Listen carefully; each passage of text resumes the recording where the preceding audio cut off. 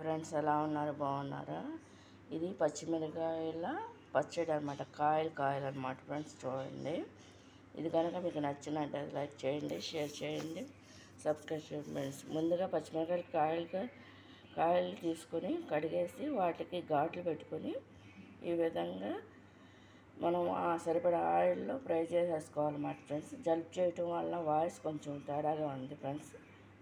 చూడండి, అవి ఘాట్లు పెట్టేసుకుని సరిపడా ఆయిల్లో వేపేసి అది ఏగుతుండగా ఫ్రై అవుతుండగా దాంట్లో సాల్ట్,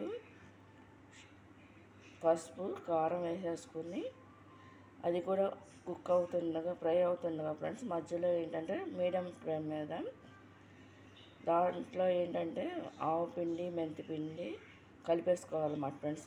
ముందుగా రెడీ పెట్టుకున్న చింతపండు పులుసు పోసేసిన తర్వాత అదంతా కూడా చిక్కబడుతుండగానే పొయ్యి మీదే మీడియం ఫ్లేమ్లోనే చిక్కబడుతుండగా లాస్ట్లో ఏంటంటే ఆవు పిండి, మెంతి పిండి సరిపడట్టు కలిపేసుకోవాలన్నమాట. కలిపేసుకుని సాల్ట్ కూడా కలుపుకోవాలన్నమాట.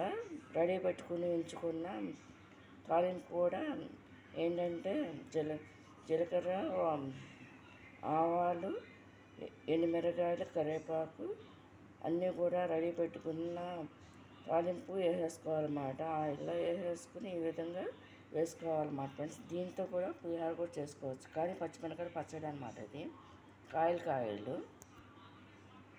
ఇది కనుక మీకు నచ్చినట్టయితే లైక్ చేయండి, షేర్ చేయండి, సబ్స్క్రైబ్ చేయండి ఫ్రెండ్స్.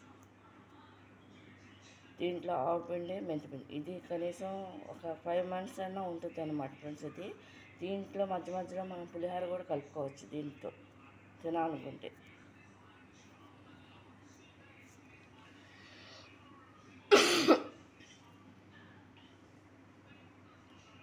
ఇది కనుక నచ్చినట్టు లైక్ చేయండి, షేర్ చేయండి, సబ్స్క్రైబ్ చేయండి ఫ్రెండ్స్. బాగా పచ్చిమిరకాయల పచ్చడి అంటే మామూలు నిలవ పచ్చడి టైప్ అనమాట ఫ్రెండ్స్. ఇది